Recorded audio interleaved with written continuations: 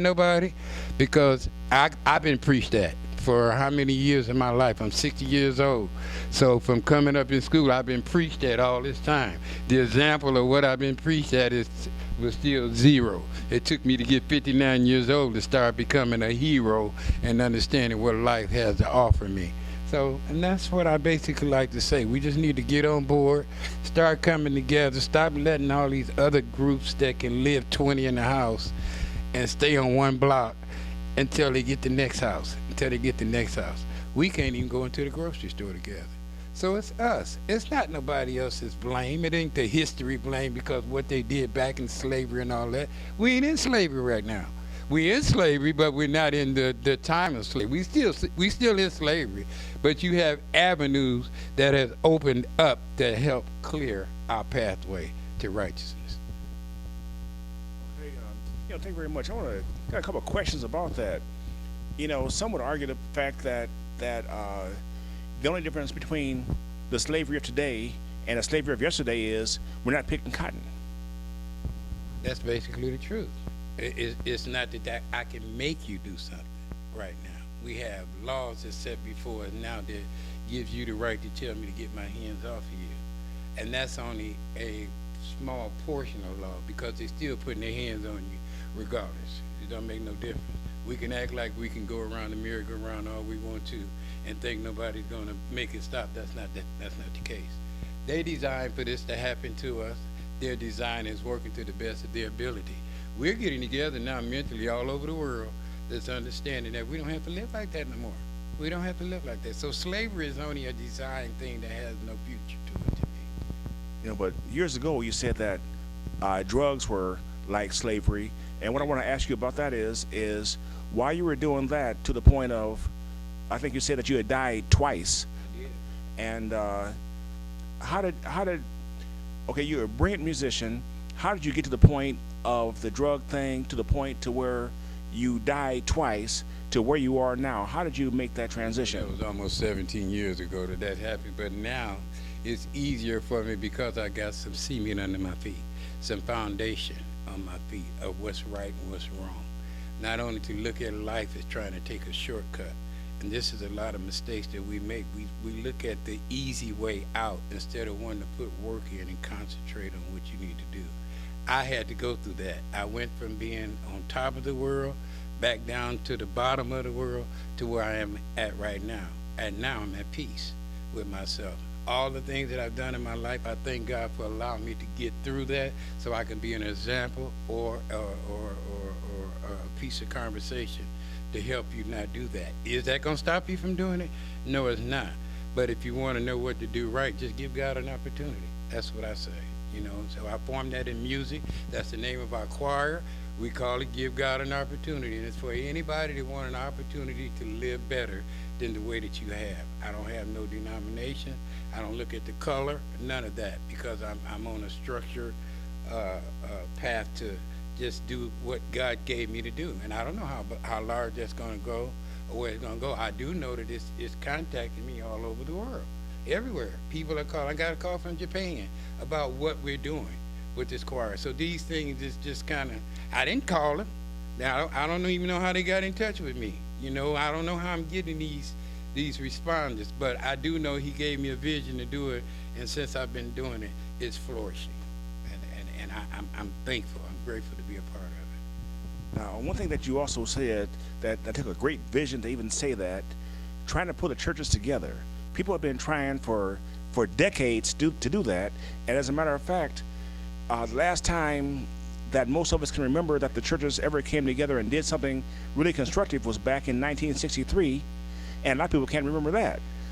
So, well, I took on the challenge, and the challenge is manifesting itself in the area of right now. When I first started this, and I mean, I didn't have no plan, no blueprint. I didn't sit down or nothing. God gave me the vision.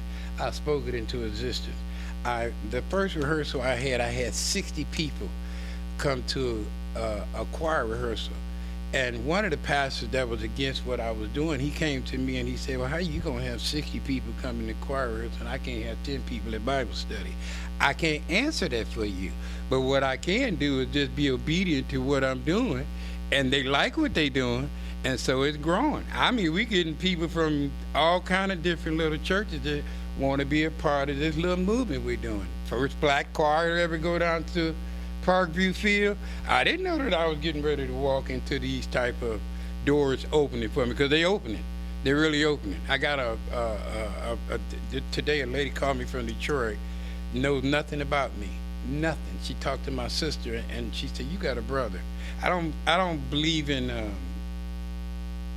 over premonitions of things happening like that, but she said, "You got a brother, and your brother's got his hands on something in a little city in Indiana." In the process of she telling me that, she said, "I want you to tell him that everything he touches gonna turn into gold." Well, it's been doing that. Okay, and it's him transitioning this with me. Now I got the stableness in my mind to tell you what's right and wrong. Before I lived wrong and wanted to stay wrong because I thought that was right. Now I'm grown up to know that wrong is not right. So you have, last thing I want to ask you here is, okay, today is December 31st, 2013. This evening, a whole lot of American blacks or Fort Wayne blacks are going to be putting enormous pressure on Jesus. Going to wear him down about wanting him to make things better for themselves, and then they're going to go home and watch the remainder of the ball dropping.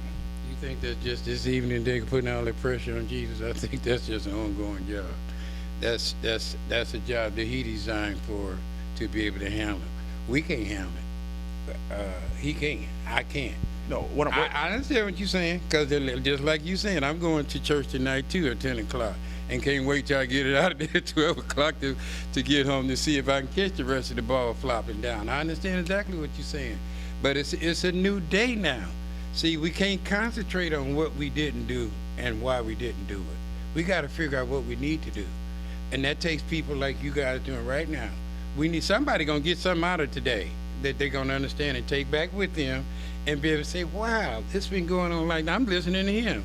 He's teaching me things right now." I looked at all these little videos, the colors and the Dr. Clarks and all of them. I check all that stuff out, but I don't let it dwell in my head because I can't concentrate on what they know.